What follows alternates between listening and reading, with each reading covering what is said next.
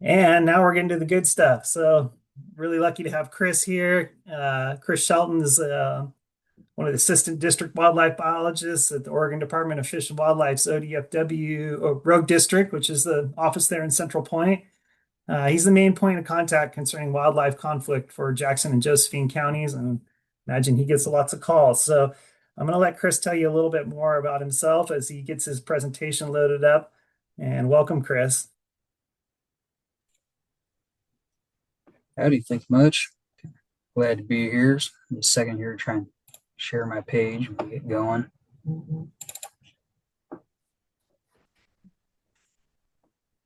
right, can you guys see that? Yeah, you want to go? Yeah, full presenter. There you Yeah, go. working on it. Sweet. Looks good. All right. Yeah, as Eugene said, my name's Chris Shelton. I'm I said one of the assistant district wildlife biologists for the Rogue District here in Central Point. Kind of my working title, so to speak, would be a wildlife conflict biologist. So I handle a vast majority of the calls that come into our district and our office regarding anything from like a raccoon in a trash can or a squirrel to a bear breaking into your house. Kind of a little bit of everything. So I've been excuse me, been with the department for I think it's about 11 years now. Only been in this position for about 2 though. Previously, I was an invasive species technician with the AIS program out of Ashland. So been around a little bit, and yeah. So basically today, gonna go over a lot of the species that I get the most complaints about, so to speak. The most reports. Folks calling in, asking for advice or what the rules are regarding different species. Whether or not they can trap and remove them. Non-lethal deterrents, hazing techniques, all sorts of stuff like that. So I'll try to go over as much as I can regarding the more prevalent species in our area that are known to cause problems. And I've got it kind of broken up into different sections, that sort of thing. So as we get to each section, we kind of take a short break, answer any questions you guys might have, and yeah, we'll go from there. So, in the state of Oregon, the legislature granted Oregon Department of Fish and Wildlife specific authority to manage wildlife populations through ORS 496.012 at optimum levels and in a manner consistent with the primary uses of the lands and waters of the state. So, essentially, the legislature has bestowed us with the responsibility of helping folks out and helping manage wildlife, both on the wild landscape as well as on the more human dimension areas. So the Rogue District is pretty big. It is one of the larger districts in the state. We cover Jackson, Josephine, Curry, and part of Douglas counties. There are 4 wildlife biologists, for all 6,400 square miles. There's our district biologist, Matthew Vargas, then 3 assistants, including myself, one other one here, and then an assistant district biologist in Gold Beach as well. Typically, we do handle more wildlife conflict reports, quote unquote complaints, than any other district in the state. We kind of flirt with around that 1,300 per year, and that pertains everywhere from damage where you've got say deer or elk or going through your orchards, your fences and stuff like that. Your typical nuisance where you say you saw a raccoon run down the street, something like that, where it's just wildlife where we don't typically see it, in situations we don't typically see it. Sick or injured wildlife, whether a deer's been hit by a car, it's diseased, anything like that, or human safety. We don't really see a whole lot of that, but occasionally it does come up where a bear or a mountain lion or something like that attacks a pet or is aggressive towards humans, breaks into a house, anything like that. In most situations, just because we are strapped for manpower, a lot of times ODFW kind of takes on an advisory role, in this kind of area, these situations. We do everything we can to help people help themselves. And, if things get out of hand or if they're unable to, we can kind of advise them on, different ways that they can move forward. Or if we need to, we can step in and help out in specific situations. Usually that involves the human safety issues and that sort of thing. So what qualifies as wildlife damage? Per statute, damage means loss of or harm inflicted on land, livestock, or agricultural or forest crops. That is a little bit, expanded a little bit. If a bear walks over and knocks over your trash can that you left out over the night, technically that counts as damage. But when it comes to like gardens, ornamental plants, stuff like that, that typically relates more to like a nuisance than damage, that sort of thing. So, like I was saying before, when it comes to damage, nuisance, wildlife, public health, that sort of thing, landowners or lawful occupants can legally take those animals. However, with the exception of cougars, bobcats, red foxes, or bears, permits are required from ODFW to remove those animals. There are other exceptions. These are more like game mammals, game birds, fur bears, that sort of thing. Anything that's considered predatory or unprotected, like a skunk or a coyote, anything like that that doesn't really have a lot of protections. There's no issues with any sort of lethal take at that point. So the permits that we do hand out to people are free permits to anyone that's interested in that. Typically, we try to go through the process, where we advise some sort of non-lethal deterrent or hazing or something like that before we just start throwing out permits to let people take any sort of wildlife like that. We try to encourage some sort of coexistence with the animal or a way to prevent future damage and conflict. Start off today with birds. Don't really get a whole lot of bird complaints, but I'll touch on the ones that we do get the most issues with. In Oregon, rock doves, pigeons, starlings, collared doves, and house sparrows are all invasive. So when it comes to those species, like you got the collared dove there, any sort of removal, hazing, stuff like that, just do what you need to protect your whatever's going on with it, your home or whatever sort of damage or nuisance that you're incurring. Other than that, pretty much most, if not all, bird species in Oregon have some sort of protections, usually federal protections at that point. So you can reach out to us. We can kind of advise you on like deterrence and stuff like that. But typically, any sort of hazing removal would have to be by permit only through the U.S. Fish and Wildlife Service. The closest office to our region is up in Roseburg. If you call us, looking for permits, stuff like that, we can absolutely get you their contact info, or you can just reach them directly. So yeah, and again on here, I should say again. So a lot of times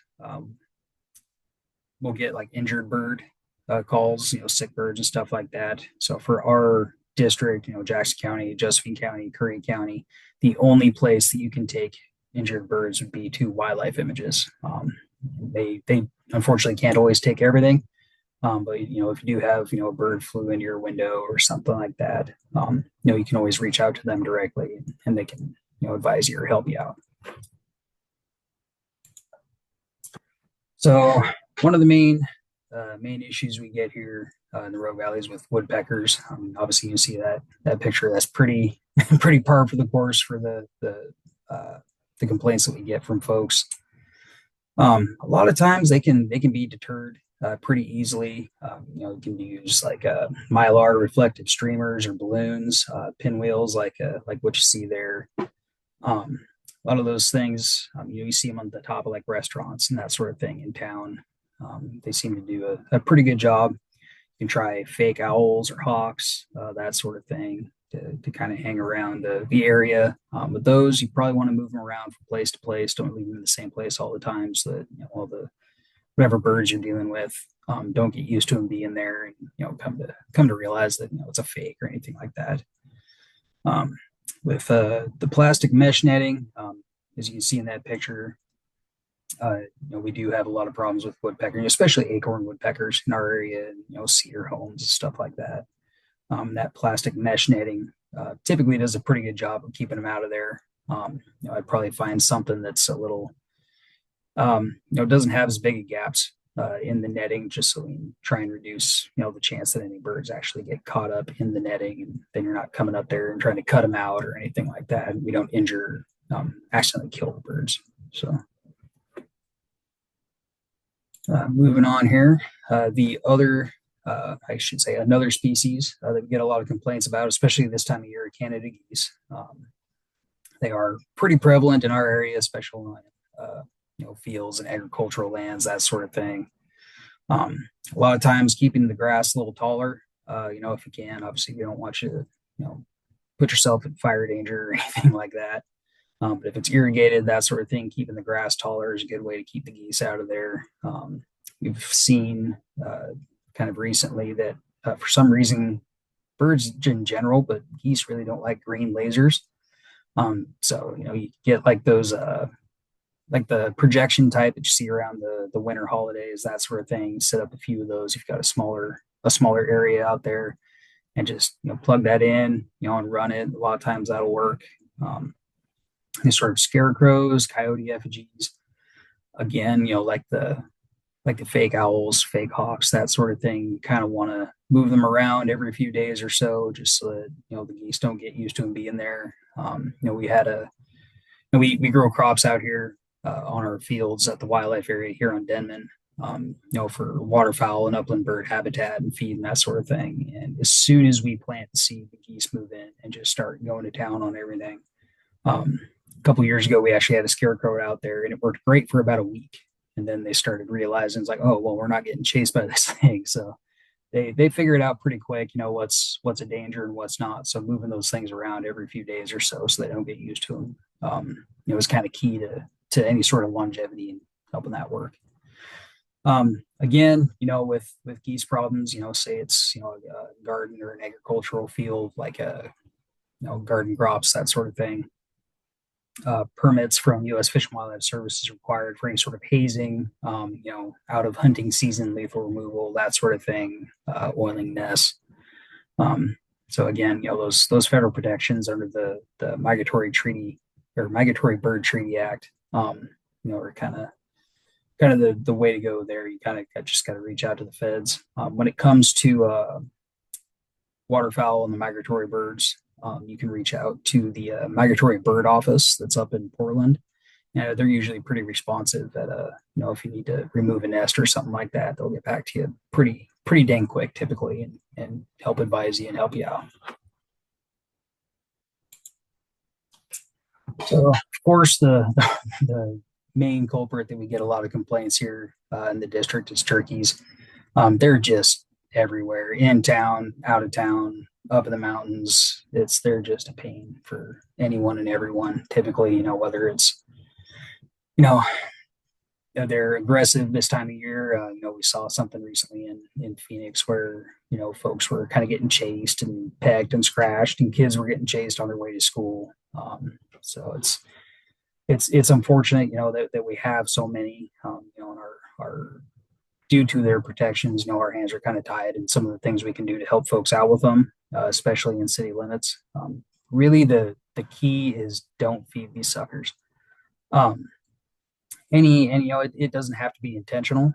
Just leaving bird feeders out, anything like that, to bring them in to provide them with an unnatural food source. It's just going to make them more comfortable around people, and just make them that much more of a nuisance, or anything like that. That being said, some cities do have rules explicitly prohibiting the feeding of wildlife, and especially turkeys. Medford is one of those. So, if you live in town, that sort of thing, you can reach out to code enforcement through the Medford Police Department, and they can come out there and at least try to advise your neighbors, or anybody like that is actively feeding wildlife and starting to create issues there. Again, green lasers are great at getting them out of there. Motion activated deterrents like sprinklers can typically be pretty dang effective. Um, any sort of thing like that to kind of startle them and keep them uncomfortable, on your property and that sort of thing. Again, you guys, can reach out anytime. We're happy to give out hazing permits to anybody, whether you live in town or out of town. Techniques, like I said, there can vary based on location.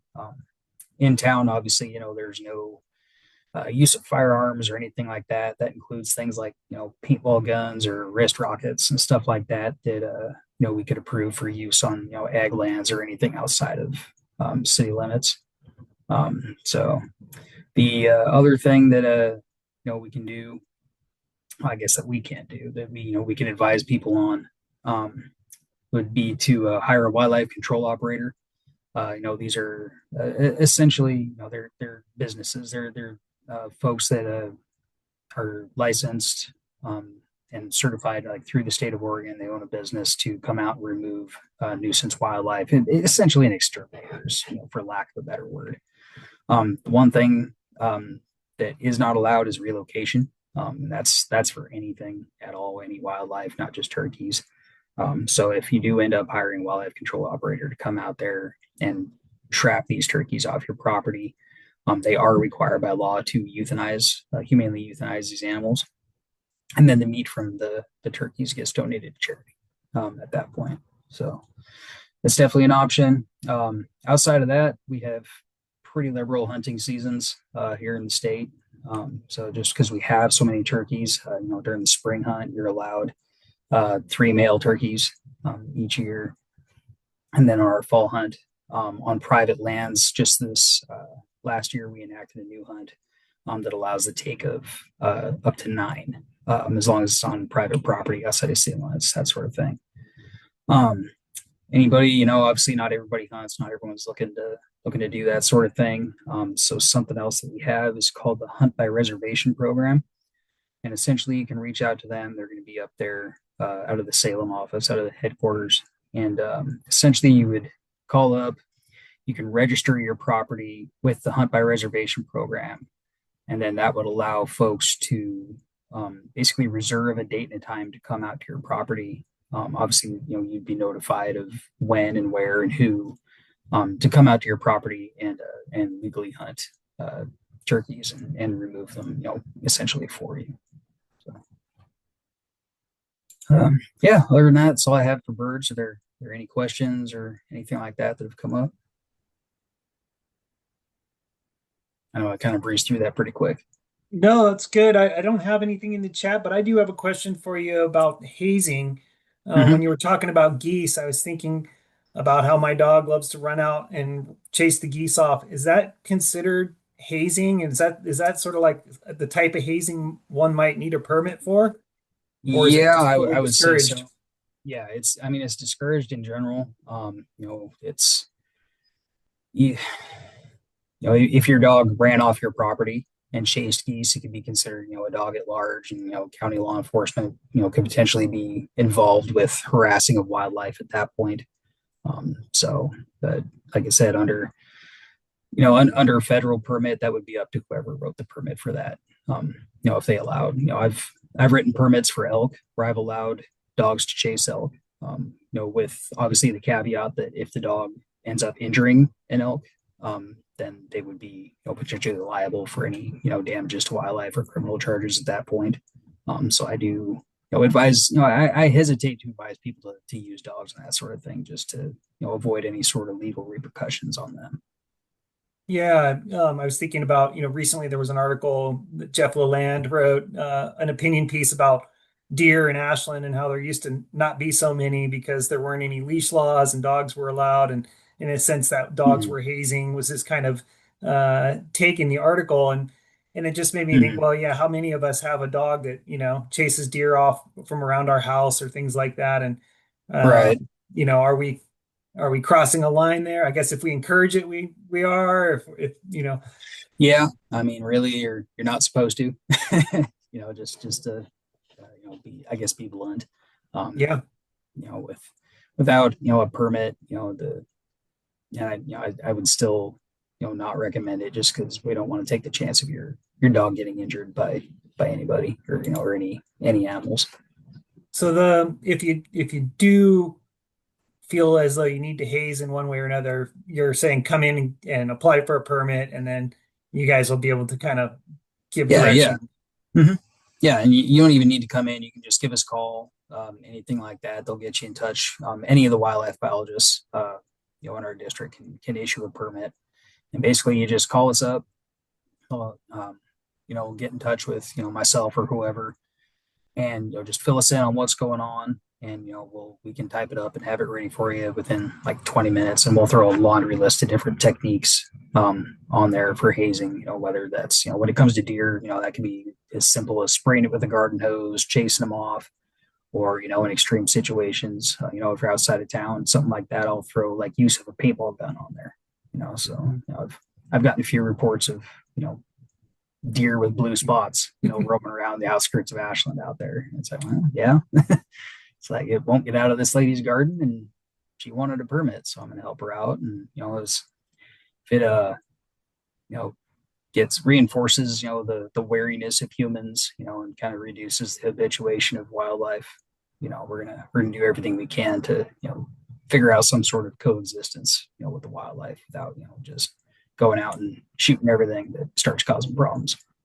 Yeah, well, thanks for clarifying that. I think, a lot of hazing happens. We don't always necessarily realize kind of where we stand legally or in terms of complying with various regulations. And I think about woodpeckers too, and Mm-hmm. how there's how tempted people are to shoot or just shoot to scare them off and stuff like that, and how what the Yeah. perception can be there, a federally protected bird. Mhm. Yeah, it can be messy sometimes. I get a lot of calls from folks. They're like, "Oh, well, I've been doing this for the last 2 weeks." I'm like, you should really stop, Don't tell me. just in case. Okay. Well, thanks, Chris. Yeah, you're free to go on. Thank you. Okay. Well, move on to rodents here. So for most rodents, there really aren't any protections. Around here, the biggest issue that I come into are California ground squirrels. They're just everywhere. They're just yeah, they're a mess, to put it lightly. Um, I actually coach little league softball out there between Medford and Jacksonville, and every field is just inundated with ground squirrels. It's a constant battle. Um, so we try to encourage people to not use rodenticides. If you absolutely got to get rid of them, use traps. Hire somebody to come out and gas or shoot them, anything like that.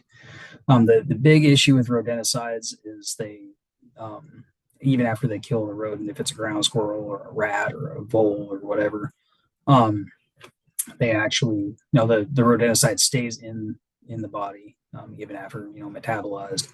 And so at that point, any hawk or bobcat or any other critter, if somebody's domestic dog comes by and eats that squirrel or something like that, then it ends up poisoning the animal that eats it as well. So the other thing you can do when it comes to things like ground squirrels and stuff like that is don't kill every snake you see, or the other natural predators. If you got a bunch of coyotes hanging around your place, but they're not really causing problems, or you don't have livestock, anything like that, just let them be and let them take care of your squirrel problem, and you know let them do the work for you.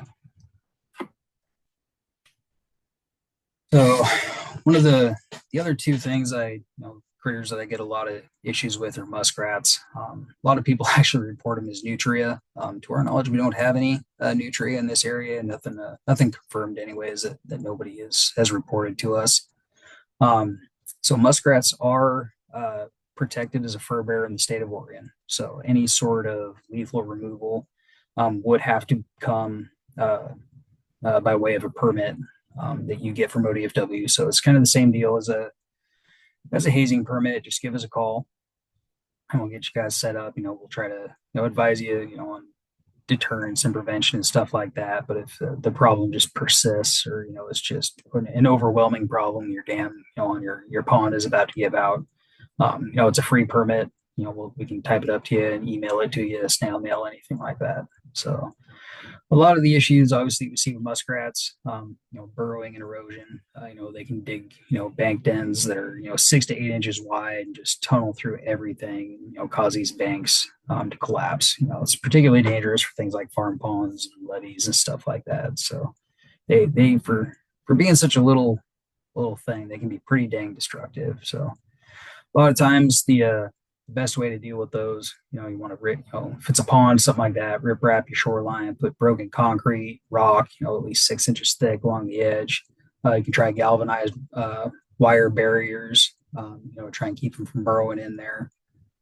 Or like I said, we can absolutely issue any sort of permit to trap and euthanize anything like that. So, all right. So the big thing lately seems to be beavers. So currently, they're now classified as, or previously classified as both a fur bearer and predatory species in the state of Oregon. Until 2023, the Beaver Bill removed that predatory classification for beavers, and they are now only listed as a fur bearer. So obviously, folks deal with a lot of problems with beavers, building dams, chewing down, forest plots, that sort of thing. So when in these situations, ODFW is now, our goal is to encourage coexistence with beavers. They do so many positive things for ecosystems, that sort of thing, that we're really trying to discourage folks just going out and killing a beaver on site now, and that sort of thing. So if it does come to a point where lethal removal is required, if you're not a licensed fur taker and it's not the open season, you can get a permit from ODFW. You are required to notify us if or when you do remove any beavers, just so we can keep track of that. We want to keep as close tabs on that as possible. Other than that, you can also hire a wildlife control operator. There's a trapper through USDA Wildlife Services that we could refer you to, and you could ask him to come out and take a look, see if that's something that he could help you out with. Or in extreme cases, if infrastructure, crops, or forest land are imminently threatened, then you can go ahead and lethally remove the beaver at that point without a permit, but you are still required by law to report that lethal removal to ODFW. So, when it comes to that, usually, we see issues, when it comes to infrastructure, culverts over roadway or under roadways, that sort of thing. Currently, we're trying to help some folks out not too far from us, where beavers are building. They've built a couple dams on a creek not too far from here, and it's started to flood their backyard. It's getting really close to their house. We're doing everything we can to help those folks out and work with wildlife services with them as well.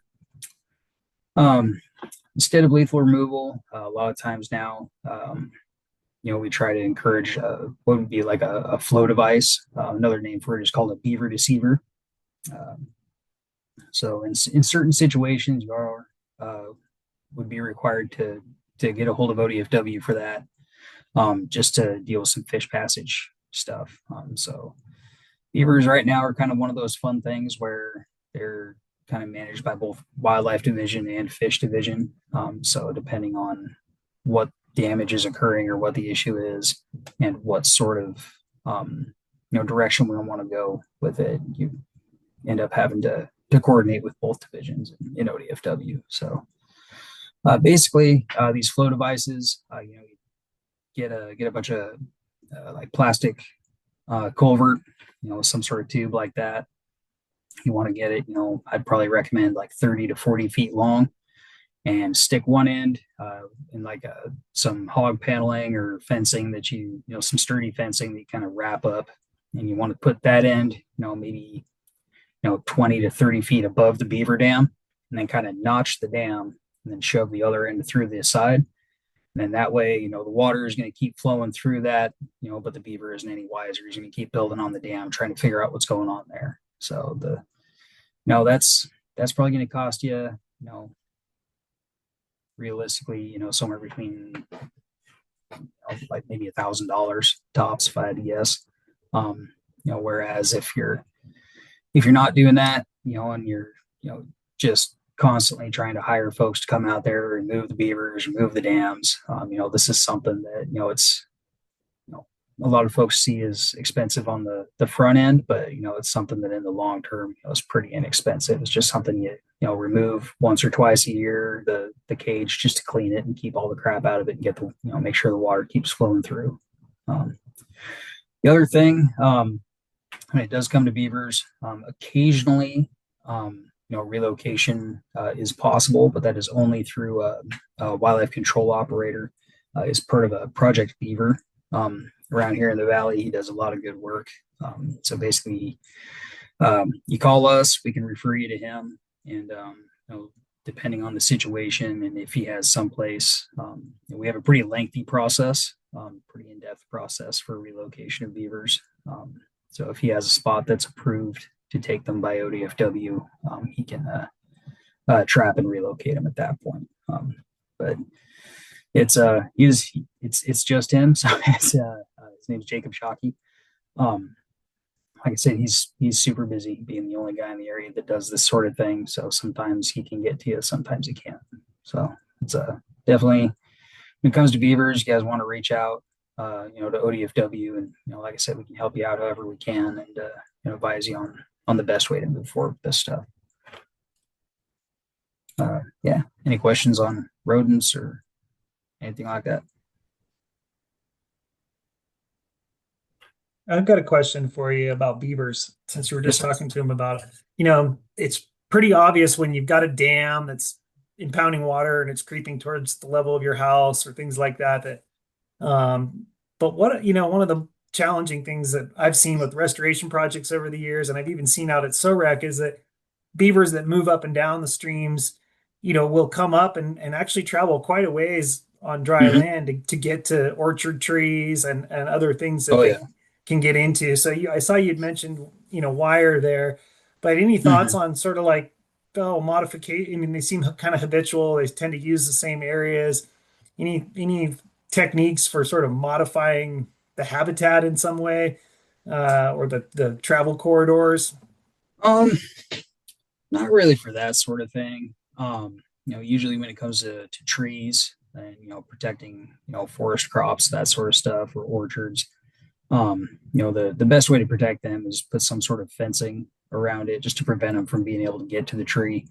Either that, or you can mix paint with sand and then paint your trees up to like 3 to 4 feet up. And when they coming in and start chewing on those trees, the sand really starts to wear on their teeth and just, understandably feels awful. So they just kind of get away from them and leave them alone there. But in terms of like, preventing them from going there in the first place, they're, if it wants to go, it's going to go. So we can't really No. force it to stay in one place. When I was working on restoration projects, a biologist who was involved in similar riparian restoration told me, well, if they're coming up and eating your stuff, like start placing stuff intentionally, at the place they enter, like to feed them and keep them from coming up. But I was always like, yeah, I don't want Oh, to start feeding them and then have them get mad at me when I don't show up one week. right. Um, Yeah, you start to feed them and then you can't stop. So, eventually you run out of saplings. at SORAC, they were having so many problems with beavers either biting through the fence or getting under it. They finally put a Mm, hot wire down low yeah. on the fence, and that seems Mm, to have really worked well for deterring that beaver that was, or beavers that were doing that mm, repeatedly over and over again. It seems like after they maybe got zapped a couple times, they decided, oh, that's enough yeah. of that. Mm. No, I'm a big fan of hot wire for multiple species. It tends to do the trick sooner than later, when it comes to, a little bit of everything. But you mentioned some of the habitats, like when you were talking about ground squirrels. I was thinking about how they're everywhere. But any thoughts on habitat modification as an approach to managing these critters? I mean, it always seems like if the habitat's there, even if you remove the animal, another one's just going to come back in. And just Yeah. any thinking about, like, can we change the habitat in any way or make it more attractive to predators or things like that as a potential kind of hazing or removal technique? Mhm. I mean, yes and no.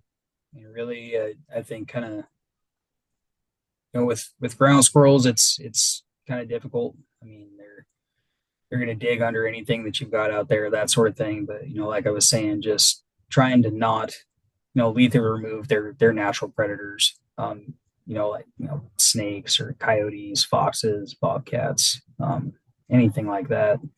Just allowing those species to kind of coexist with you on the landscape. Is going to be key to keeping those populations at a manageable level. Yeah, makes sense to. Oh, they were probably in a better balance before we came along and started kind of tweaking the habitat Probably, and the yeah. populations of predators. Mhm. Yeah, absolutely. All right, I'll let you get back to it. Thanks. Okay, yeah, no problem. All right, so get to small mammals here. Um, the main things that we get calls on via raccoons, gray foxes, skunks, and opossums.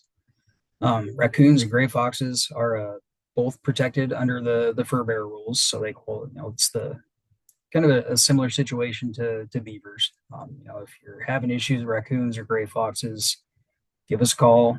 Explain to us what's going on. We can either advise you on different deterrence and prevention techniques. If they're getting in your chicken coop, we try to encourage you to reinforce that. Get everything buttoned up and keep them out. If nothing's working or you're just overwhelmed, that sort of thing, we can give you a hazing permit or a permit to lethally remove those animals. Like with the beavers, any sort of lethal removal does require notification to ODFW. That is a note that we put on the permits.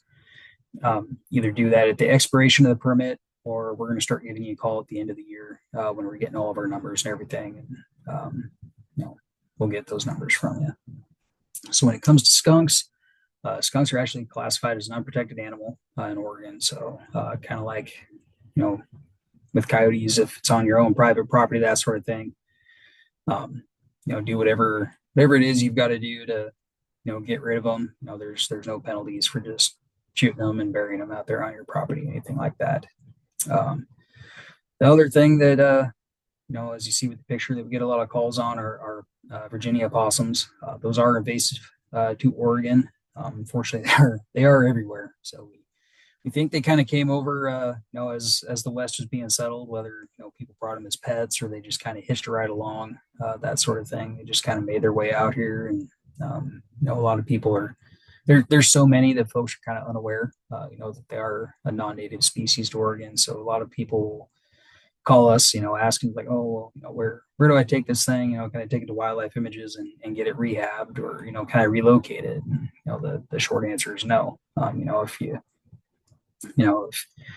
absolutely refuse to euthanize the animal, or you're not a proponent of that, it has to be released on your property there. You can't take it anywhere else. Any sort of transportation or relocation wildlife would definitely result in some sort of charges.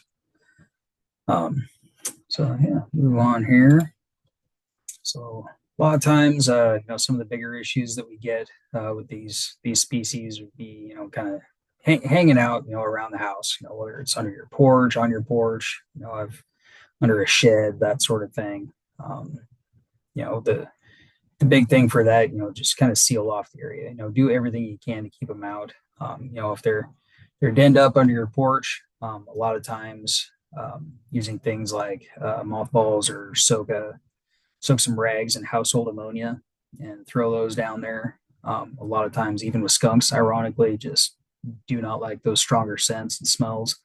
As soon as you're confident that they're out of there, just seal everything up. Whether that's placing a bunch of rock or retaining wall, pavers, that sort of thing around the area to block it off, or you take like some like wire mesh and you want to bury it down. Maybe attach it to the front of the porch or your shed or whatever. Bury it down, 6 inches to a foot, and then come horizontally out like another 6 inches, and then rebury it. That'll keep anything from coming in there and re-digging under it. Want to keep your trash locked up in a garage or a shop, anything like that. Keep it tied shut until pickup. Any sort of attractant like that is going to bring, all sorts of animals in, not just the raccoons and foxes and skunks. Um, Probably the biggest attractant that we see is outside pet feeding. It's something that we discourage, almost daily. We'll get calls about, but it's not just these animals, but every sort of species, and more often than not, feeding, feral cats or pet cats outside, that sort of thing is almost always the attractant bringing in, all sorts of species, but especially these three. It just creates, potentially a dangerous situation, that sort of thing. If you've got your house cat or small dog or even a big dog, anything like that you feed outside, you let your dog outside or your cat, and there's a bunch of raccoons out there. The raccoons are not always going to back down. We'll get, several calls a year, from folks that, let their dog outside because they thought it would chase away the raccoons. And unfortunately, the dog ended up getting the worst end of the fight on that and ended up having to go to the vet. It got tore up pretty bad. So just not feeding animals of any kind outside, obviously with the exception of like livestock, that sort of thing. Any sort of pet feeding outside is just generally discouraged. It's just a bad idea. Even if you go out there and pick it up at night, that scent is still going to be there. There's still going to be crumbs, that sort of thing. That's they're still going to be coming in. So when it comes to, like I was saying, hazing, lethal removal, just go ahead and reach out to ODFW. We can get you a permit. We can refer you to a wildlife control operator if you don't have any traps or the ability to do any of that stuff yourself. Do everything we can to help you out. Other things we can try, besides the hazing and that sort of thing, the scents. A lot of times, motion activated devices will work, whether that's something with like a strobe light and a sound. Even like I'd probably recommend like hypersonic noises. You got a raccoon coming in at 3 a.m. You really don't want your next door neighbor getting woken up, because it's setting off your device out there. Gotta see if it'll work. I've got a quick video here that, if it works, kind of shows. Of course, sorry about this, guys. Gotta love ads. Just kind of how effective things like motion activated sprinklers and other devices like that can be at deterring wildlife and that sort of thing. Basically, it's just a few minutes, just kind of showing, these foxes keep coming in. And you might have to share that. Oh, it's not sharing. I'm sorry. Yeah, we still see your slide. You might have to like pop out of your presentation and share that screen instead. Gotcha. That's good to know. One sec. Sorry, guys. Yeah, no worries.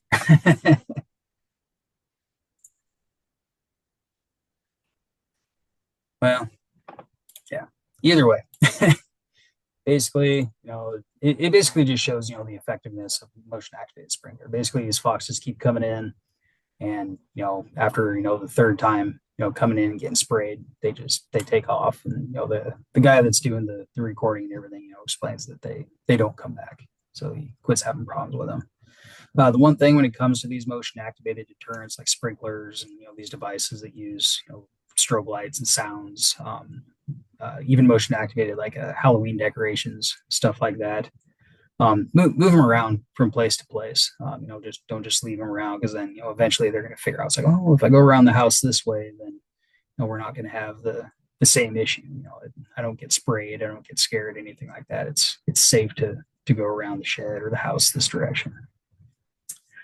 A lot of times, when it comes to especially foxes and raccoons, a lot of the damage that's incurred on chickens and that sort of thing. Really, I it's great, with free range chicken and that sort of thing. But unless you're letting them out kind of later in the morning and bringing them back into a coop or a run, before dusk, really, the main, not during the night. You really want to keep everything, as protected as possible. Just get everything enclosed, whether that's, use like a batting cage net that you find on Facebook Marketplace or something like that. Keep everything, secured and buried. Get your chickens in a coop at night, get everything locked up, buttoned up tight. Even like those little flaps, you reach in and get the eggs, that sort of thing. Just keep everything locked up tight, to prevent anything from getting in there. So, yeah. Any questions on the little critters? Yeah, Dave. Well, Dave asks, are feral or stray domestic animals considered invasive? And I think you might be hinting at cats or others here. um, to my knowledge, they're not, but they're also not under our jurisdiction. So any sort of domestic breed, whether it's feral cats, feral dogs, dogs at large, that sort of thing, falls under county law enforcement. So, we discourage feeding of feral dogs and cats, to prevent the wildlife from being attracted to that property and becoming habituated. But any sort of issues with feral cats coming onto your property, whether they're urinating all over the place, you got domestic dogs chasing your livestock, that sort of thing, that all falls under county jurisdiction. And I have a question for you about skunks. In your Mm-hmm. slide, you showed both a striped and a spotted. In Yeah, your experience, have you had many sort of nuisance complaints from spotted skunks? Or I I've rarely, had if ever, have seen one in town, so I'd wonder. yeah, I've had one, and it wasn't actually in town. It was up above Ashland, one of those places up there. So typically the spotted skunks, do prefer those higher elevations. We don't typically see them, in my experience, below 3,500 feet. So typically down here on the valley floor, it's going to be a striped skunk. So, So it's not necessarily a rural urban divide, it's more of an elevational. Uh, for for the spotted skunks, yeah, yeah, they prefer okay. that higher elevation stuff. So I just mainly threw it on there just to kind of illustrate that we have more than striped skunks, so to speak. Yeah, and it's the thought that they're both native. Yeah. Mhm. Yeah, exactly. Well, I can say, having been sprayed by both types, Oh no. the spotted seems to have a more potent Ooh, spray. And gotcha. but I've avoided that so far. I'd like to keep it that way. So good to know. See you spotted one. Run a little faster. okay, Yeah. Any other questions? Good. All right. Large mammals. So the main ones that we deal with here in our region are Roosevelt elk and black-tailed deer. They just fences, gardens, all sorts of stuff. The This time of year, well, I mean, coming up, the end of May into June, a lot of the issues that we see with deer are aggressive animals. It was interesting that you mentioned Ashland and the deer there in town. That is where a large number of our complaints and concerns come from. I don't think it's necessarily due to leash laws and stuff like that. I think it's kind of an issue with people being too comfortable around wildlife. We all like to see them, kind of roaming around town. It's cool. It's like, oh, there's a deer in my yard. It's like, well, yes, there's a deer in your yard, but it shouldn't be eating your roses, and your neighbor shouldn't be hand feeding it blueberries. It creates potentially a dangerous situation. We're coming up over the next few months where in some areas, and unfortunately Ashland is kind of the predominant culprit with that, where um, folks and deer get, or folks and dogs especially, get attacked by does protecting their fawns. Other areas where deer aren't as habituated to human presence, like Central Point, places like that. We just don't see these deer on canine attacks. They're still pretty wary and afraid of people and canines as a whole. So they'll typically, if you walk up and grab a fawn in Central Point, far more often than not, the doe's going to run away. It's just going to kind of go do its thing, and then it'll come back later and look for the fawn. Whereas in Ashland, if you go pick up a fawn, or walk up to it, there's a really good chance that doe is going to chase you down and start beating you up or beat up on your dog, that sort of thing. So basically, case in point, just don't feed wildlife in general. Ashland is another place where feeding wildlife is there is a prohibition on it. It's just kind of one of those things we do try to take an educational approach to it. We don't want to have Ashland PD out there writing a bunch of tickets, or citing people. We'd rather educate and work together to get a more a safer environment for people and animals alike. So when it comes to things like gardens and that sort of thing, when it comes to deer, a lot of times motion activated deterrents can be pretty dang effective. Like I was saying, the sprinklers and other devices like that, motion activated Halloween decorations, any sort of thing to kind of startle the animal and kind of keep it on edge. Protect small trees, landscaping, gardens with fencing. Whether it's woven wire around your trees, gardens, stuff like that.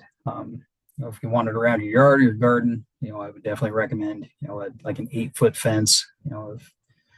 Depending on the angle, if it's on a hill, the angle of the hill, that sort of thing. They could, deer could even clear a 6-foot fence.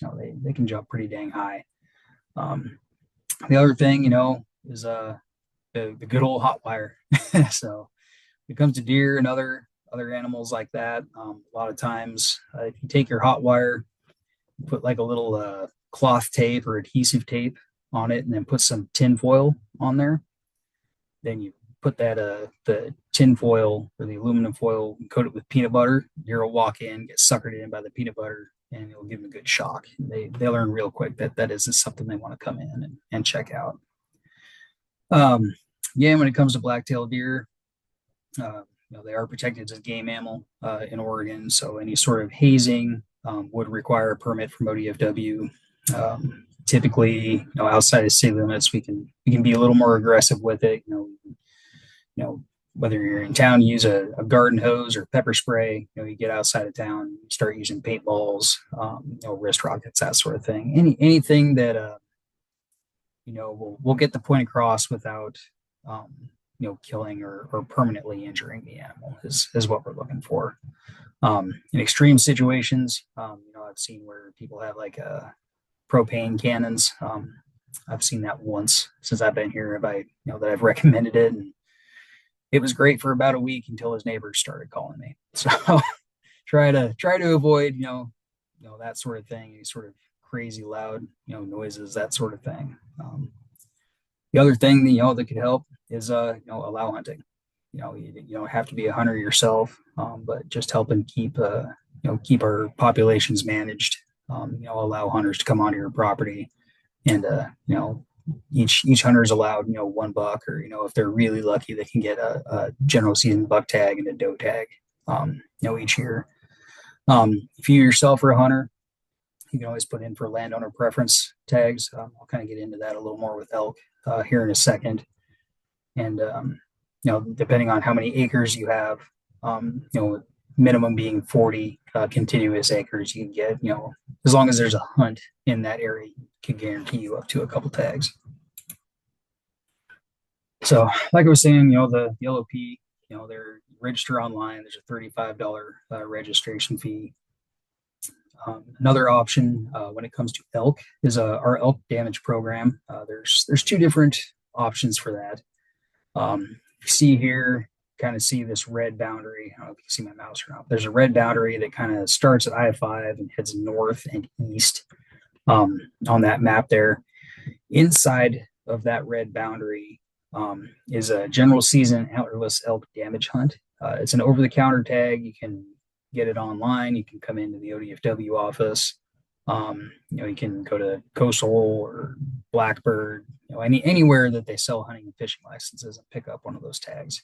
It's a pretty generous hunt. It starts August 1st and runs through March 31st of the following year. And that was enacted several years ago to try and help private landowners deal with elk damage on their property. If you live outside of that boundary, we have our elk damage program. It's kind of follows the same protocol as the landowner preference program. You apply or register at your local ODFW office. Come in down here. There's a $35 registration fee. As soon as that fee is paid and you are approved, everything like that. You got to submit a map of your property. Myself or another wildlife biologist um, has to come out to your property just to verify the damage, whether that's grazing down on an alfalfa field. If you've got a bunch of hay stacked up that they just won't leave alone, your fences are getting torn down, orchard trees are getting destroyed, anything like that. Just we just verify that you are experiencing the damage, then we'll finish out the approval process. Um, Once that happens, each property or landowner is allowed up to 5 tags per year. And essentially, with that, um, you notify us of who you would like to have. One person can't have more than one tag. So you notify us, let us know however many people, yourself and or others, that you want to have a tag. And we'll go into the system and they would come down here to the office and we issue it through our regular hunting system. So basically, instead of like a general season or control tag, you would get this general season or this antlerless elk tag that is good for only that property. So, like I said, there's up to 5 tags allowed per property per landowner. Typically, we only give out 2 at a time, just because we don't want if we don't want to give out 5 tags. If one tag does the trick, one guy goes out there and shoots an elk once, and then suddenly the herd's gone and they don't come back for a year, they don't come back for longer. We don't want to just go out there and start blasting away at every elk that walks onto your property if the damage and the issue can be solved with 1 or 2. And with that does follow kind of the same season as our general season over the counter hunt. You notify us anytime throughout the year, and then we'll begin issuing tags to those damage tags to begin August 1st, and then run them through March 31st of the following year. And like I said, that follows the same protocol as like any other elk hunt, elk tag. So if you do harvest, whether you harvest or not, there is mandatory reporting with that, and you have until I think it's April 15th to report on your hunt, and you can either call in and do it or just do it online yourself at that point. So I've got for our large mammals that I deal with mostly with elk and deer, that Hey, sort of thing. Chris, on those tags, is that good for bow hunting too, or is that a rifle only? That's any legal weapon. So you can use a Okay. bow, you can use a rifle. If you're close enough, you can use a shotgun with a slug. Any sort of legal weapon that is allowed to use for a general season or a controlled hunt can be used on those damage tags. And then related to deer, especially in Ashland where I live, it seems like it's a kind of a fine line. We don't want to be chasing these animals around because that has problems. Mm-hmm. Like I've sprayed a deer in my yard with a hose and had it jump over the fence into my neighbor's yard and then go crazy over there. And Mm-hmm. so it's kind of, you got to be sort of careful about what you're For doing to sure. kind of move them out of your space. But I also have a small dog and they often come after me. And I've Mm-hmm. had people, yell at me for yelling back at the deer and trying to push them back.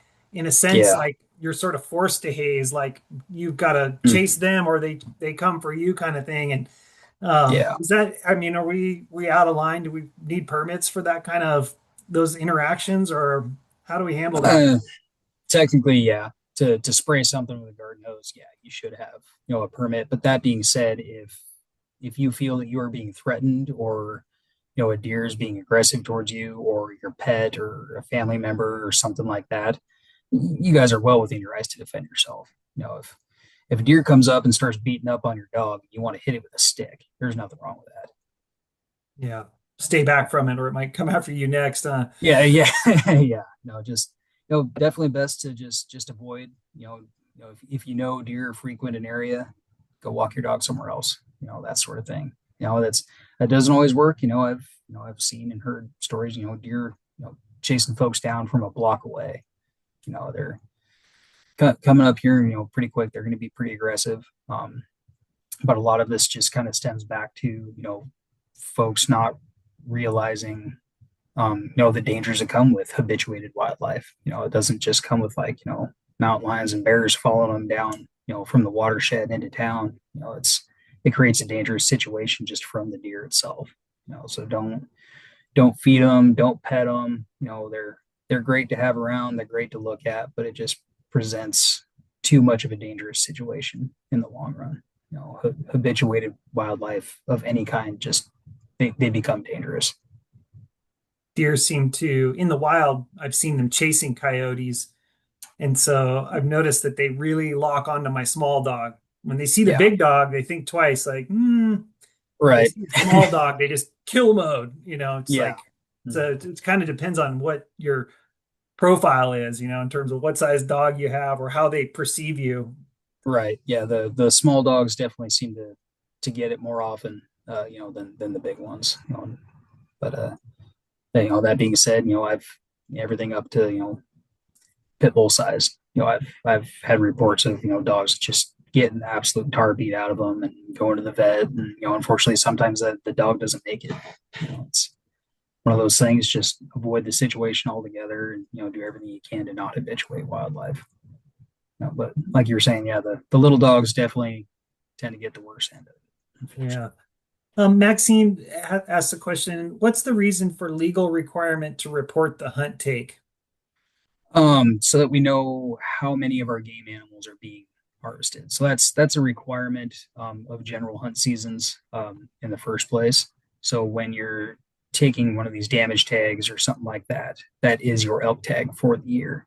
So that way we know, just because we don't have, you know, a lot of the greatest, data and information regarding like deer harvest and elk harvest, just because it wasn't required for so long, it really helps us understand what is out there on the landscape and how successful, folks are being at harvesting the animals.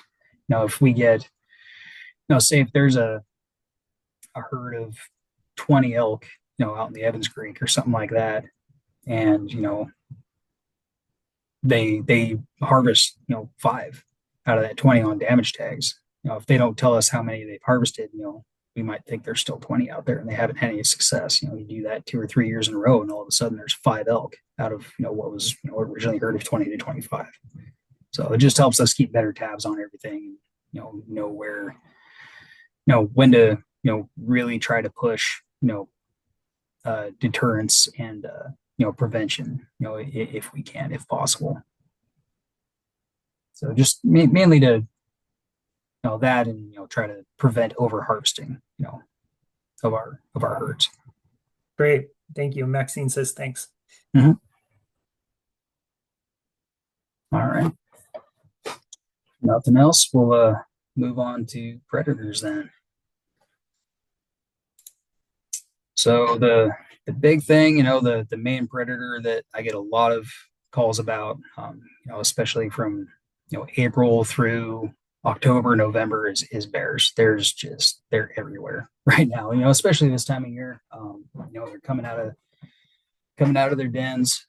Just kind of wreaking havoc, looking for the easiest meal they can find.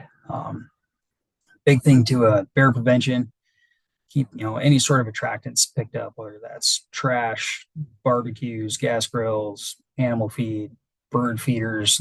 Later on in the summer, you want to keep your fruit picked up off the ground. Protect your bee boxes, compost piles, anything like that. That a bear is going to be interested in. Last year I dealt with a bear that broke into a house and ran off with a bag of dog food. Anything that smells good or might potentially be a meal, a bear is going to go after.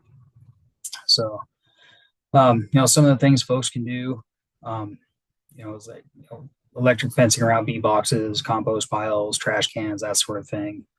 If you can, trash cans are the biggest thing, that I see.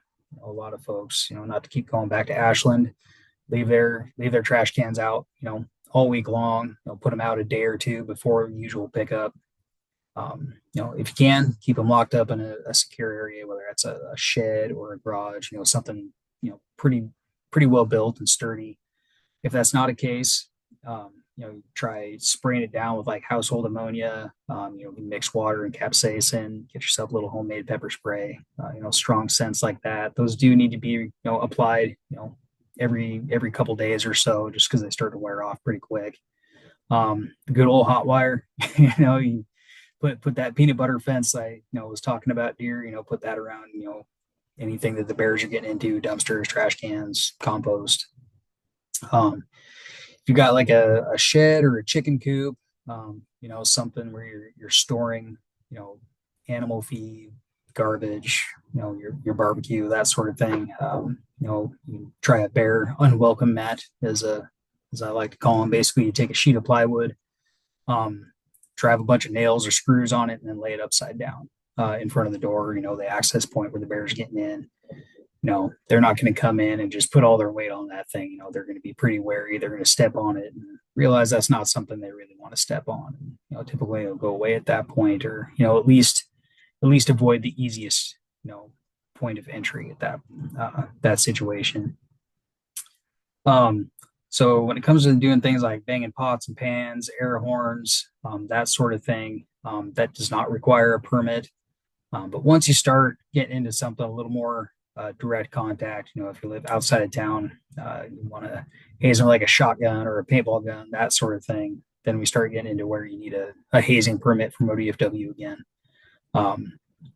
Bears, that hair and that hide is so thick.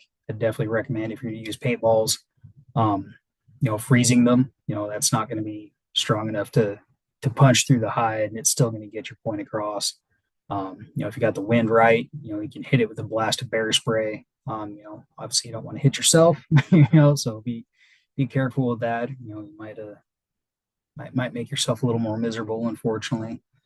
You want to use a shotgun. We recommend using, pretty small size shot, like number 8 or number 9 size shot. And you definitely don't want to utilize that, within probably 60 to 70 yards. You want to get out there, far enough you're not punching through the hide, but you're still going to give it a good pop, and it's that bear's going to get the hint real quick that that's not someplace that it wants to be. With a lot of other things, a lot of times motion activated deterrence can be pretty effective. Again, whether that's sprinklers or Halloween decorations. We work pretty closely with non-lethal agents through USDA Wildlife Services. They use a device called a Sparkaway. Um, that's been more often than not absolute money. For a variety of species, but especially bears. It's kind of a small business, comes out of, I think, North Carolina. Essentially, it's got if maybe age myself and others here, but the old bug zappers, used to hang from your front porch and that sort of thing. It's essentially the same thing, where it makes that kind of noise, like if a big moth flies into your bug zapper. It's got that loud pop sound to it, and it kind of flashes kind of back and forth, a little electric current on there, and it seems to do the trick pretty well at like I said, deterring all sorts of species. Again, if absolutely nothing's working, or it's just like you're overwhelmed, at that point, you can lethally remove a bear, outside of city limits without any sort of permit or tag, as long as it's causing damage, or is a nuisance or a human safety issue. When you do that, again, you are required to report it to ODFW.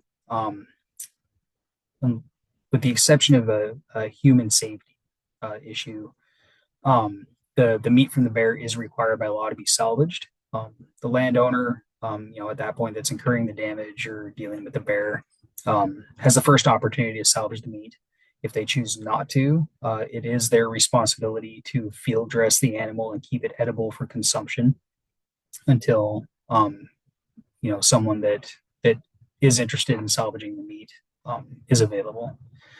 If you call ODFW or OSP, we both have lists of folks that the meat can be transferred or donated to, whether it's a charity or folks who are disabled, that sort of thing, have specific food allergies or nutritional needs, that sort of thing. So when you call in to report it, if it happens on a weekend, report it to OSP. Happens during the week, call us. We'll have you bring in the bear to us, field dressed, ready to go, and we'll get you in touch or get in touch with someone to salvage the meat from the bear. So make sure nothing goes to waste there. Yeah. Moving on here, move on to cougars. Cougars, mountain lion, puma, catamount, it's all the same thing. are unfortunately they're pretty frequent in our area. We get a lot of reports of them. Big thing with cougars is don't leave your pets outside overnight. Don't feed them overnight. That's going to bring in, they're kind of natural prey. They'll eat everything from, mice and smaller rodents, all the way up to, deer, elk, llamas, sheep, everything like that. So just doing everything we can to not entice them to be around. If you got sheep, small livestock, anything like that, keep them in a fully enclosed pen or barn at night. Even if you don't have a barn, know, fencing up to 15 or more feet with a roof that goes all the way down so nothing can get in, get under it, any sort of thing is going to do the trick. You can hang like motion activated lights or other deterrents around the pen there to try and discourage them. Maintain your property, in a way that, prevents, it removes air, covers, brush, stuff, that sort of thing for, the cougars to hide behind, that sort of stuff.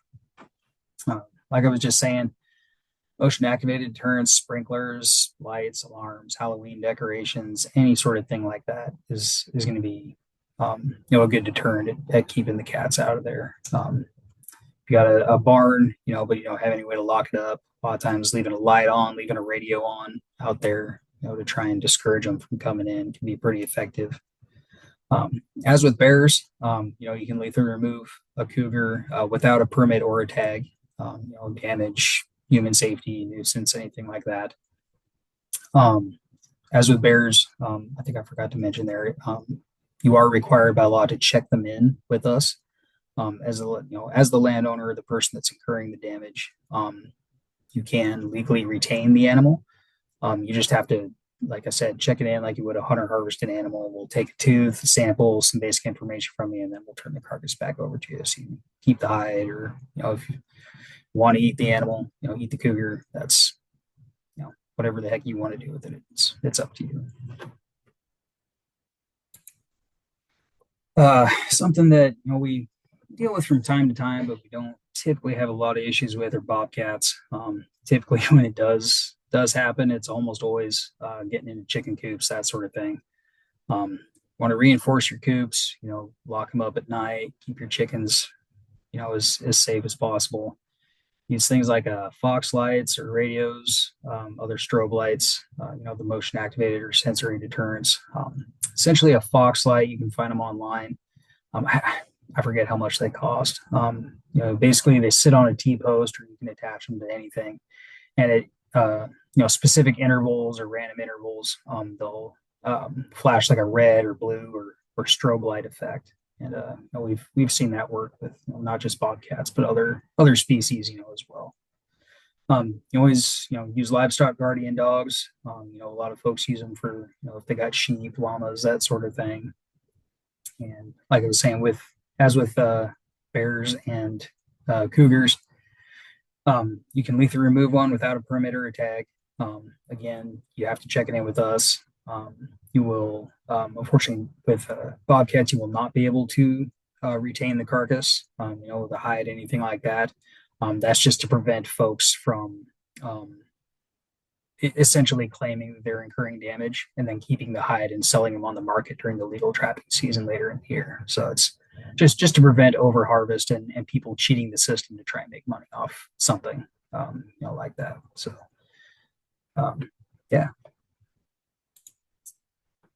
So, coyotes, they are, with the exception of bears, probably something that I get, the most calls about when it comes to predatory species, that sort of thing. They're just all over the place. They eat everything from, like in that picture, from squirrels and other rodents to sheep and, any sort of small livestock like that. Fox lights, strobe lights, radios. I know I sound like a broken record here, but a lot of these sensory and motion activated deterrents just work for so many different species. It's just something that I would advocate folks to use whenever possible. Maintain your wire mesh fencing. Bury the bottom. I'd probably bury it a foot down at least, just to try and prevent yields from digging under them and getting into your property. Reinforce your chicken coops, keep everything locked up in a barn or pen at night. Livestock guardian dogs are great against coyotes. The coyote's never really going to want to pick a fight with, any sort of 80 plus pound dog, that's just not something they're going to want to mess with. Coyotes are classified as unprotected or a predatory species in Oregon, so you don't need any sort of permit or tag as long as it's on your private property to legally remove them. There's no requirement to report it to ODFW, anything like that. If you're having somebody come out and remove them on your property, that person would have to have a legal hunting license to act on your behalf there. But besides that, there's no tag or permit or anything associated with coyote removal. So, yeah. Any other questions when it comes to predators?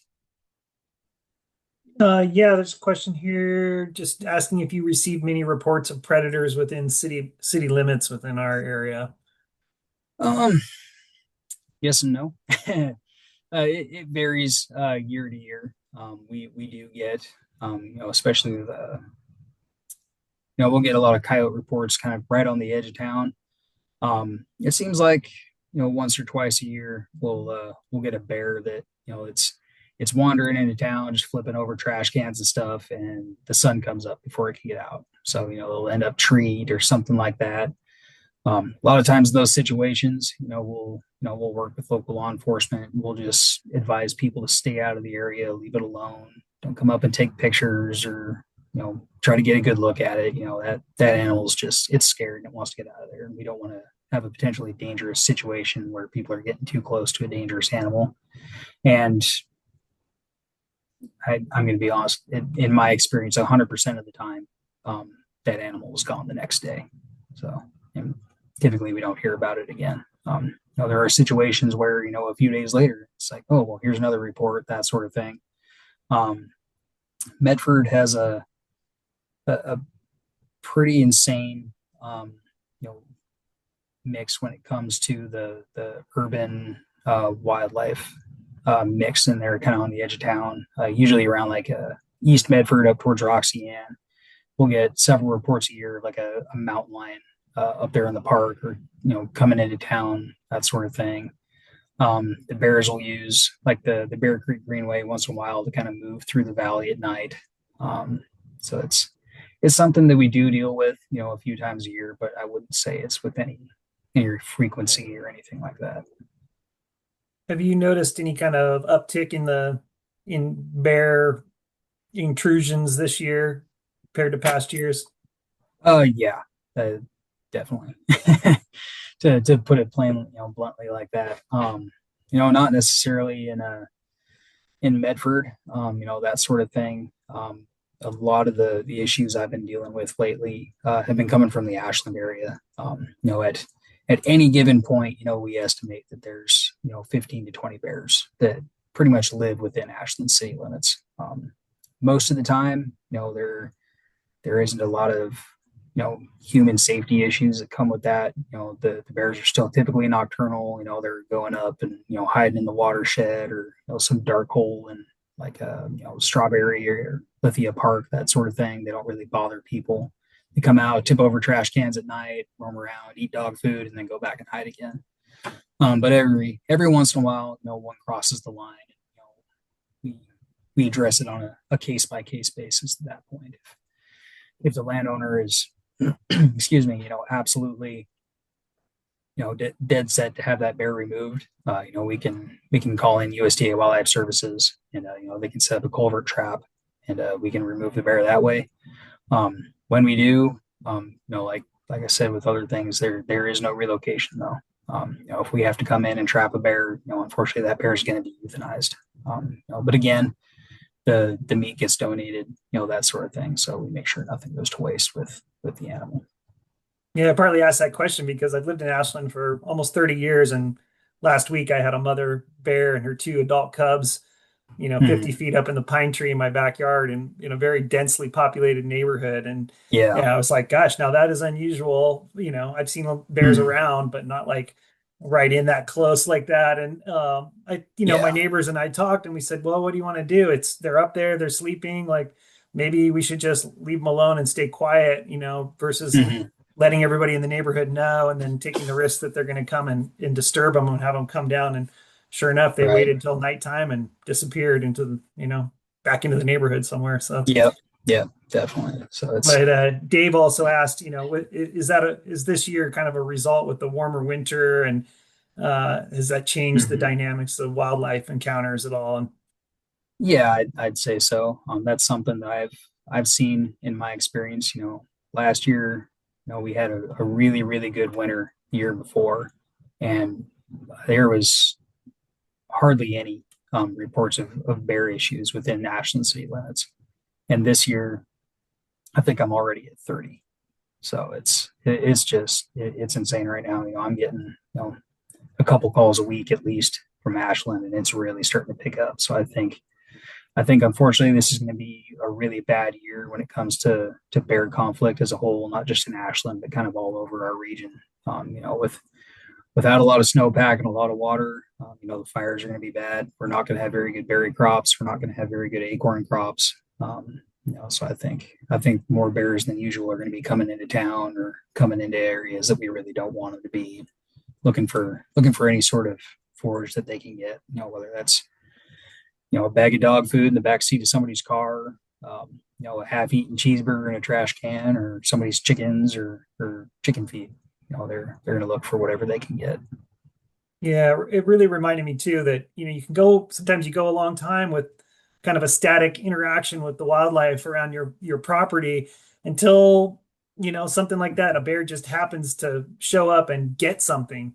Mm-hmm. And then, well, now it's going to start coming back. And so just kind of, it was a reminder that, not to be sloppy. Like, just because you haven't Yeah. had a problem for a while doesn't mean that a problem couldn't come along on an unusual year like this and Mm-hmm. then become habituated to visiting your property again after that. Yeah. Yeah. Exactly. So removing all the attractants you can is always going to be step number one to keeping these critters where they need to be, and preventing potentially dangerous situations in the long run. We don't want to come in and just start shooting bears left and right. We'd rather these bears go back up and try to make it on their own, find natural food sources, and just we don't want people to get hurt, but we don't want to hurt the bears either. Grant asks, kind of going back to rodents, any recommendations for trapping gophers? Types of traps, cover the hole, leave it open. Anything that you have on gophers is appreciated. I mean, I guess I don't really deal with gophers a whole lot. I haven't had too many complaints of that. Probably a large snap trap, if possible, plug up some of the holes. You can always try and gas them, that sort of thing. I'd probably recommend hiring someone professional to do that, just so you don't, end up actually lighting your lawn on fire or anything like that. But yeah, any sort of trap. But for gophers, I'd probably recommend a large snap trap. You know, those squirrelinators could potentially work, but usually we just, we see a lot of success with, those California ground squirrels and stuff with those. I imagine some folks like myself have tried flooding them out and turning the hose Mm-hmm. in there and leaving it run for 2 hours and never seeing water rise anywhere and go, Right. okay, I give up. Yeah. Mm-hmm. Definitely, don't want to go, Caddyshack on them, but, and I mean, Google's a huge help, and anytime anybody's got a question, anything like that, they can absolutely give us a call in here, and whether they talk to me or my boss or any of the other wildlife biologists, we're gonna, we'll do if we don't have an answer, we'll take a pause, we'll do some research and call you back, figure out, but the best way to move forward, and do everything we can to help you out with the resources we have available to us. Is there a specific hotline for nuisance wildlife calls, or do people just call the front office at the Central Yeah, Point office? just call the front line there, and actually, coincidentally enough, um, yeah, just call the main office there. And just because we have other stuff going on, we don't always have all four of us or all three of us in the office. We've got a lot of other stuff to do, unfortunately, besides just deal with wildlife conflict and nuisance stuff. So yeah, call the main district office there, that 826-8774 number. That'll patch you through to whoever's working the front desk that day, and they'll get you through to whatever wildlife biologist is on. And if for we do try to always have at least one person in the office, to take calls. If for whatever reason we can't answer right away, just try to be a little patient with us. We'll get back to you as soon as we can. It might be 5 minutes, it might be the end of the day. But, we do everything we can to get to everybody that we can. Great. Well, thank you. And I mean, it's great to know that resource is there and that there's somebody in your role. Thanks for doing that work. It's a lot. Yeah, yeah, not a problem. I enjoy it. Dave also chimed in here and said, our teenage son's effective deterrence for most forms of life, I suppose, but Yeah, uh, usually. get them off their computers and have them go after some squirrels and coyotes. That's Right, probably more what teenagers did in the old times, keep right. I mean, themselves that's what I busy. did growing up. Yeah. Well, thanks a lot, Chris. We really appreciate you Mhm. bringing this information to us and being with us tonight and for your contact information. And we will be sure to get the word around to other folks who weren't here tonight. And this presentation will have some life to help keep informing folks. And appreciate you for coming and giving us Yeah, some time. sounds good. Yeah, I appreciate you guys having me. I hope this helps. It does. And thank you. Thank you very much. And thanks to everybody who was on the call. And we will see you for our next community education class.